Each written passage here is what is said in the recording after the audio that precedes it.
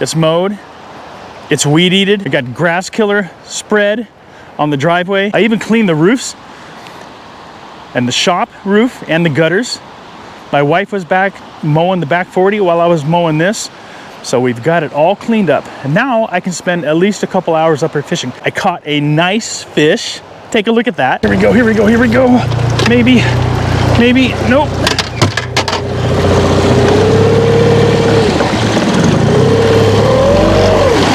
Oh man.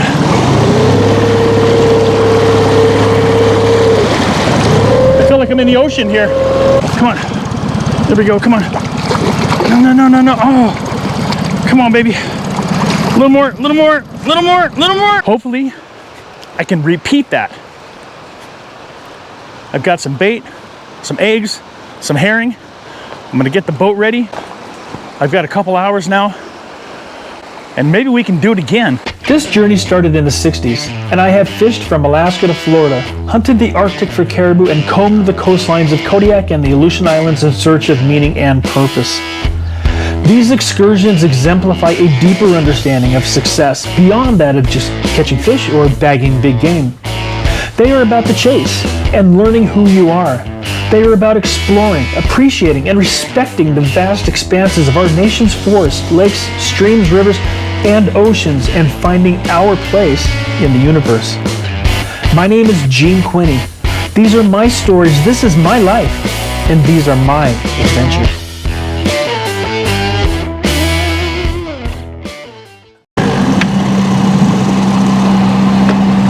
Okay, so this is all the eggs I brought. 1, 2, 3, 4, 5, 6, 7, 8, 9, 10, 11, 12, 13, 6, 17 chunks, egg clusters, and a few of these guys. I didn't bring any more eggs with me, so this is what I've got to work with.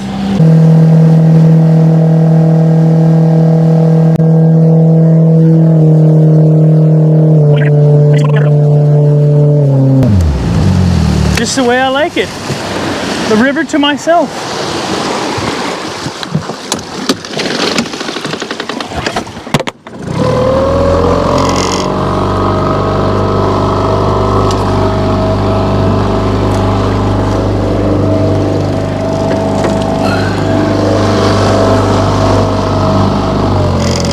Those are not polarized, but they are shooting glasses, so they lighten everything up.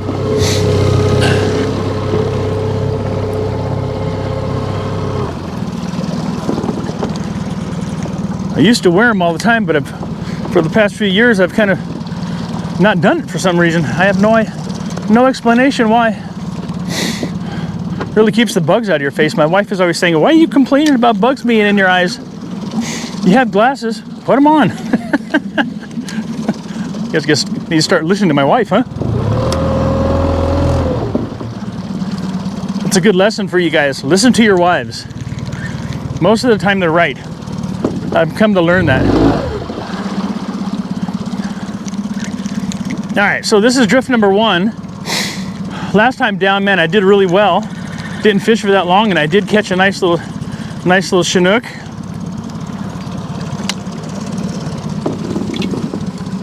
Anytime you catch a fish, you're having a good day, right? Okay, well, here we go again.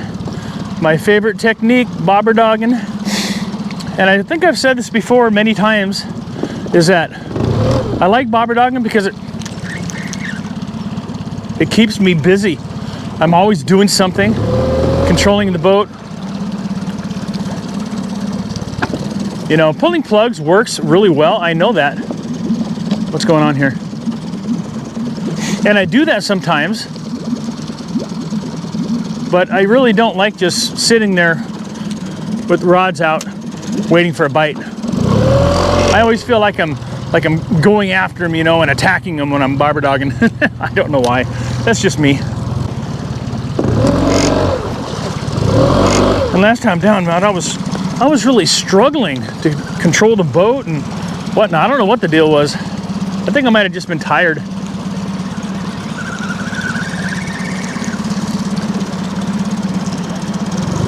My problem is I come down to the river to fish, but I end up doing a bunch of work, and then by the time I get ready to fish, I've been working all day and burned out.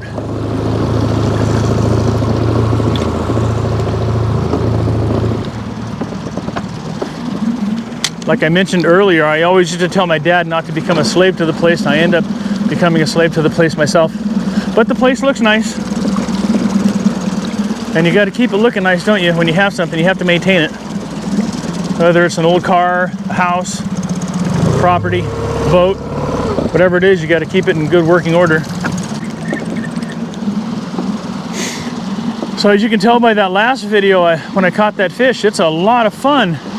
It's a lot of excitement. There's a lot of moving parts to being able to control the boat, land a fish, when you're doing it all by yourself.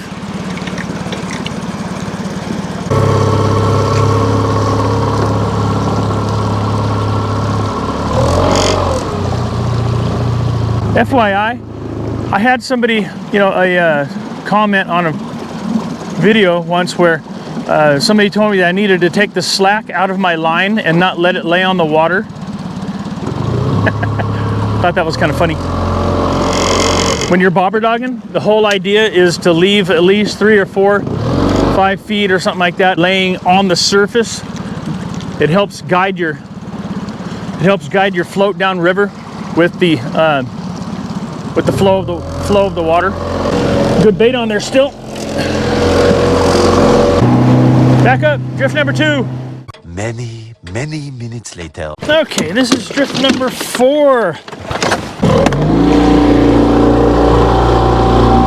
No fish yet, but that's part of fishing. You just never know when all hell's gonna break loose. You never know. And you can't catch fish by sitting at home, right? You gotta go fishing, you're gonna catch fish. So I was just telling my wife as I left there that I was thinking about getting one of those little smart radios that I could play, Pandora on my phone and listen to music out here. Sometimes I wish I had a radio, then other times, it kind of breaks the tranquility, peace and quiet, having music. Speaking of music, you know what's really funny? I was singing a song the other day, and you're gonna think I'm crazy here, because this song it goes, when I was a little bitty baby, my mama would rock me in the cradle in them old cotton fields back home. It was down in Louisiana, just about a mile from Texarkana, in them old cotton fields back home. Oh, when those cotton balls get rotten, you can't pick very much cotton in them old cotton fields back home. Anyway, I was singing that song because, believe it or not, I was raised on the old country music. My dad was a cowboy. He was born in 29, lived through some hard times. He was actually a coal miner. My grandfather, my dad's dad, was a coal miner, Pennsylvania. Born and raised, and my dad was born in 1929. Whoa! Did you see that? Oh, that was a bobber down. And so he lived through some tough times, but he was a cowboy and a coal miner. Yeah, believe it or not, I come from a family of coal miners. So with that, I was raised on old country music. And I'm talking about old country music from the 50s and 60s. Mel Tillis,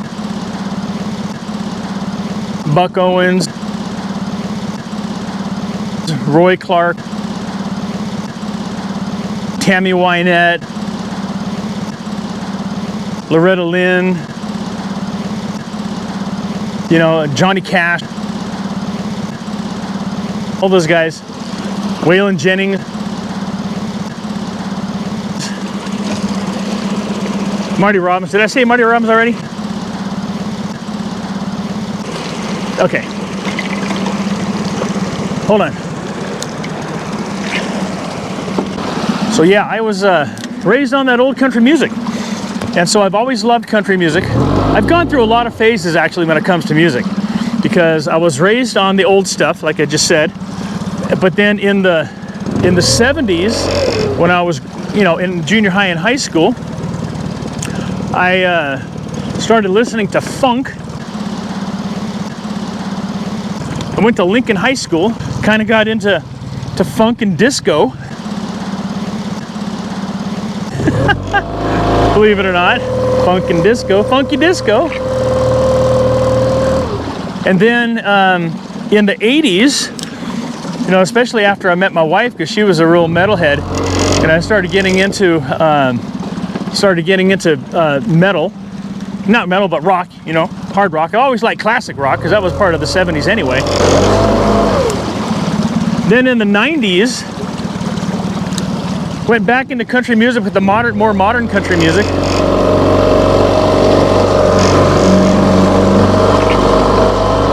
You know, the Garth Brooks,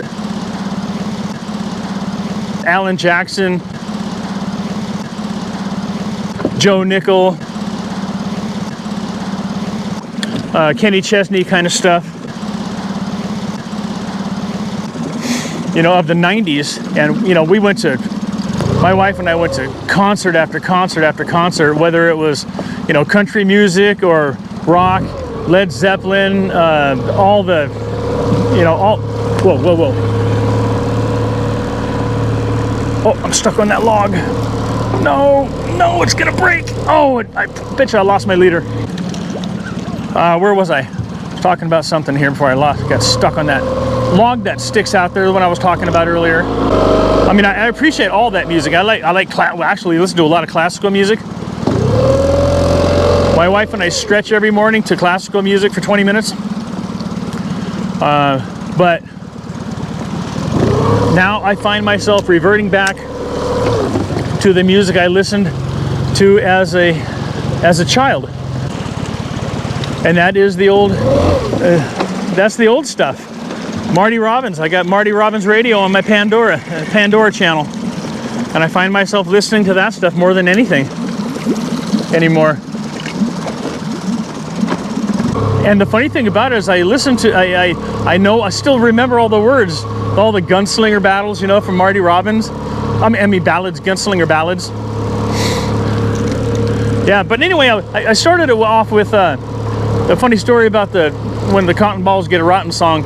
I never knew who actually sung that song, because back in the day, you know, we didn't have Pandora or radios in our cars that told us who sang the song. So a lot of times, you know, we got the words wrong, we didn't have the lyrics, or we didn't know who was actually sang the song. You just loved the song. And so I'm singing that song the other day, and ironically enough, yesterday it comes on the radio on Pandora, and I'm sitting in front of the computer with the Pandora on. Get off. And it says Creedence Clearwater Revival. I didn't know CCR sang that song. For decades, I sang that song, was singing that song. Uh-oh. What is this? Oh, I was just about ready to set the hook.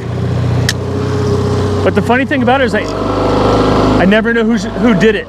Never know who did the song. Now I know.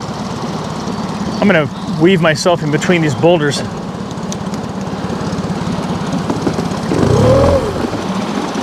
As you can see, I got a big giant one coming up here. I got a big one over here. Oh, it's right there actually.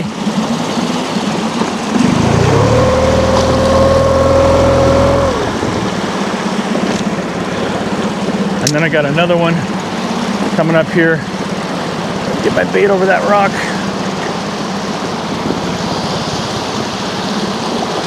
And then look at that one there. That's crazy.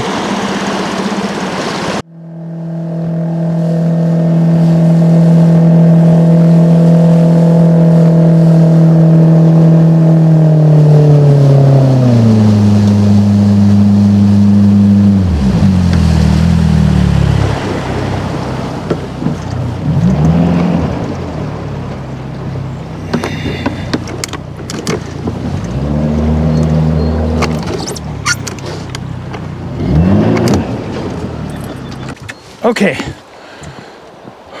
let's get this thing retied. Put some new bait on this one. Actually, that bait looks really good. What do you think? I think it looks fantastic. Look at that. Stick this guy on here just like that. Okay.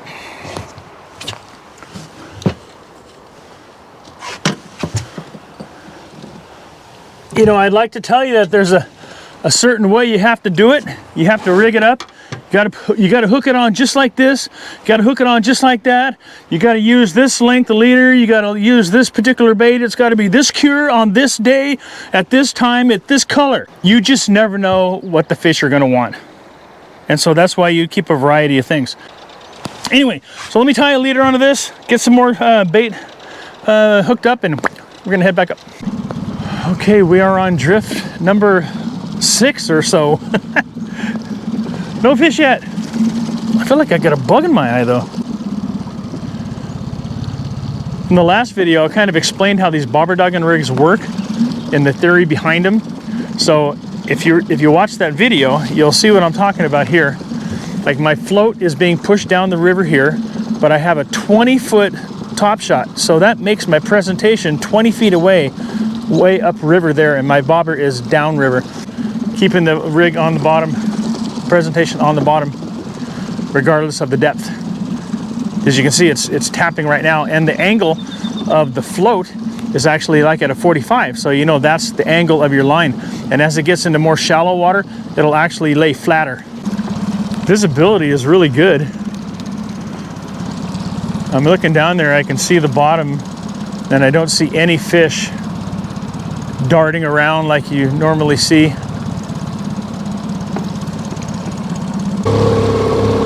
Oh, come on, baby. Oh, no.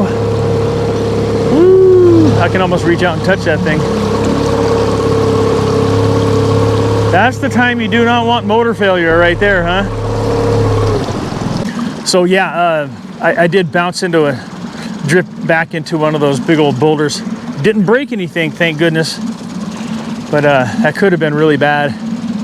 I've had my trials and tribulations on this river, I'll tell you. If you spend enough time on here running up and down, you know, you're gonna have things happen to you.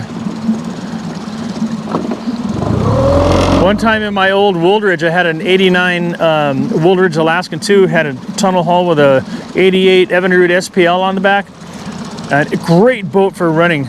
And I was running down the river in the evening, and the sun was shining right up the river, and I missed this big old boulder which I've seen 1,000 times, and I just miscalculated, and I launched that boat square right over the top of that thing at full speed. No, god dang it. Oh, it came off. Oh my gosh, I can't believe it. Did you see that? Hopefully I caught that. That was crazy. But anyway, I launched that Wooldridge over top of that rock at full speed. Didn't do a thing to it. Tore all the moss off the top of that rock, but yeah, and scared the crap out of me, of course.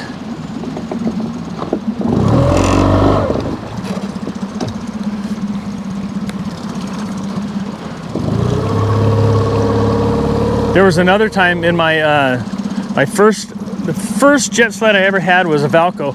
Ooh, where'd you go? Was a 17-foot Valco. Had a 40-horse Johnson on the back. Hold on, I want to get this cast in here. 40-horse Johnson on the back, and I was messing around in the river, literally messing around, running, doing donuts back and forth, and I'd only been running the river for a few months with that boat, and I cut too sharp going upriver on my turn. Uh-oh, come on.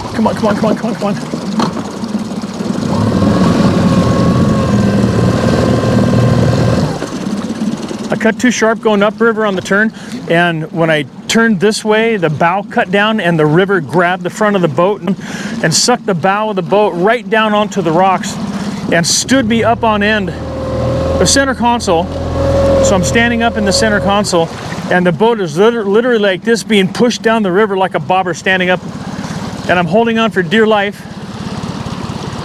Come on. Oh, I think I lost my bait. And I'm holding on for dear life. Luckily, the boat got turned around like this and back up, and it was half full of water. And I managed to limp it down. This happened above my property. And so I managed to limp it down and get it back into the boat launch. That was pretty harrowing, let me tell you. Shit, there's that big rock. Dang it. I made it over the top of that rock. I thought we were gonna hit. I looked back there and there's that rock was right under the boat. Okay, let's run back up. Make a couple more drifts. I think there's a bird over there stuck in some fishing line. How long as I don't kill the bird in the process. I'm rescuing a bird in this video. You know, I enjoy editing these videos almost as much as I enjoy making them.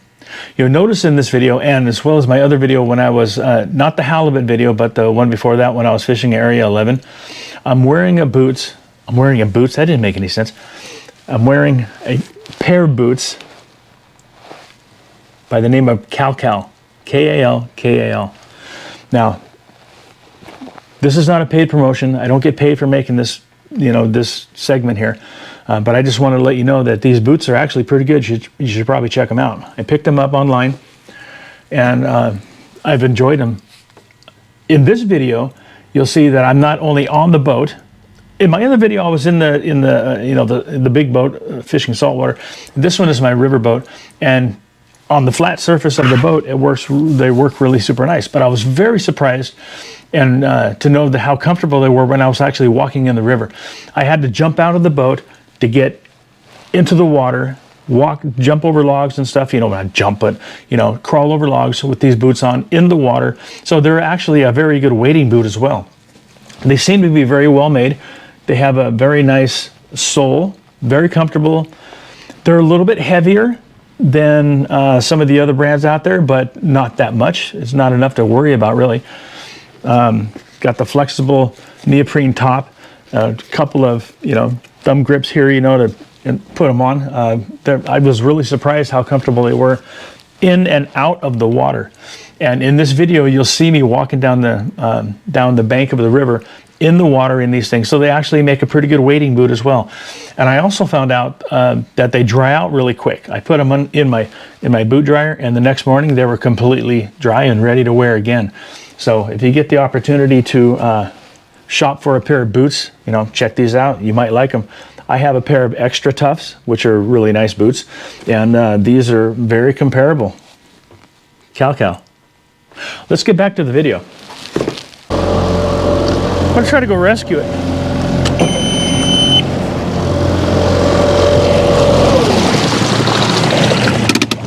Looks like a really dangerous place to be, though. Yeah, he is. He's stuck in fishing line.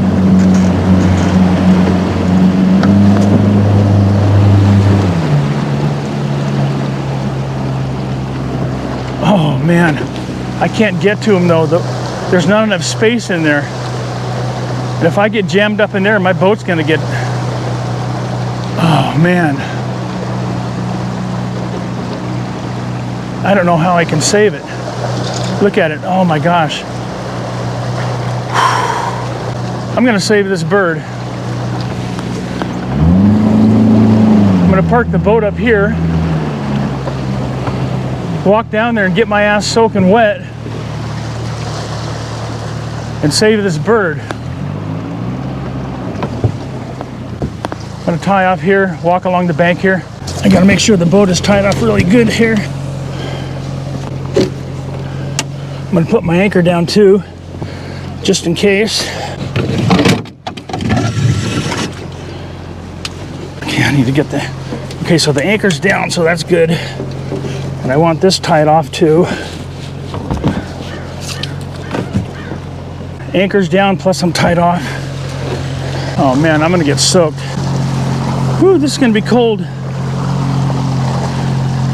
Here we go.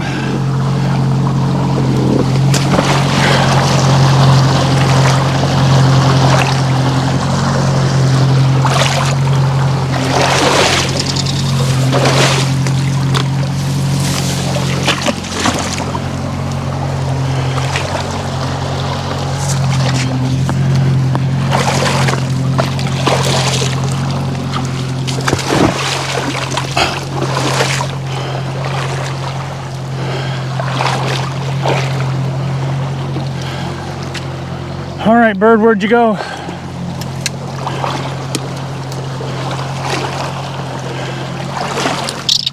There he is. Come here. There you go, come on. Okay, come here. Come here, bird. Oh, he's mad. He's like, oh my gosh, this guy's trying to kill me. Okay. Sorry, buddy, I'm not trying to hurt you. Okay. Now I know he can fly. The problem is he's got this line wrapped around his neck. Let me try to get it off of him. I can't see it anywhere. It's tied in a knot around his neck, and I have a feeling it's going to kill him. Oh, man. Okay, I'll take him back to the boat, see if I can't get that knot off around his neck.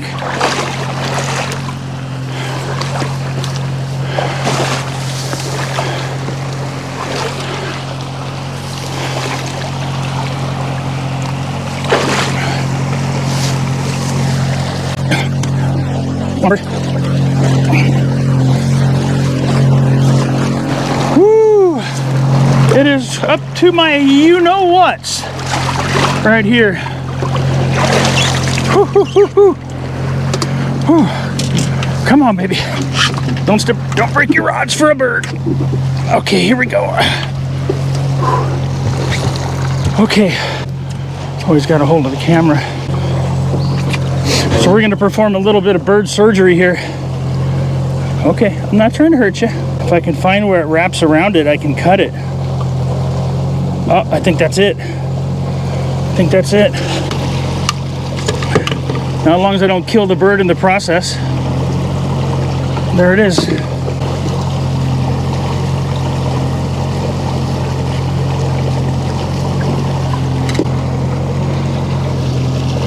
I know.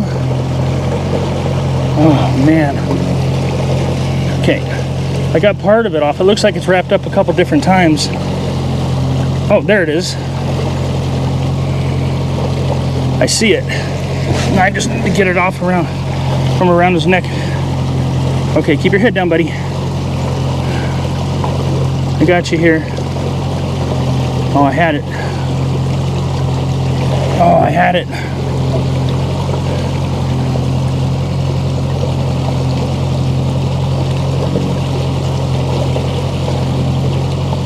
There it is. Oh, it's all tore up. It's all tore up. There. That's part of it. Oh, there it is. We got it. We got it. I don't know if he's gonna live though. That's the whole thing. Okay, buddy.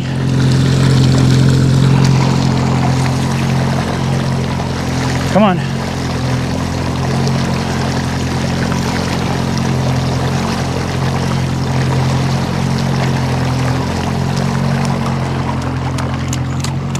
Oh, there he goes. Oh, he went down into there. Well, I don't know if he's gonna live, but we tried to save him. Oh man, I'm soaked now. I gotta go home. Well, I might not have caught a fish, but I saved that bird. Well, I tried to save that bird. Hopefully he'll go in here and heal and he won't die. But he was caught up in some fishing line and we got him off. It's a good day. Okay, now I gotta try to get out of here without killing myself. Whew. I gotta go change. I'm cold, soaking wet. All right. GoPro, stop recording. If you liked this video, be sure to check out our other videos where you'll join us on the ocean catching kings and silver salmon, lakes catching kokanee trout and landlocked coho. We'll also be working our riverfront homestead and harvesting venison. Stay tuned for more fishing and hunting and outdoor adventure videos. Be sure to subscribe to the channel and hit that bell button so you get notifications of new uploads. Thank you for watching.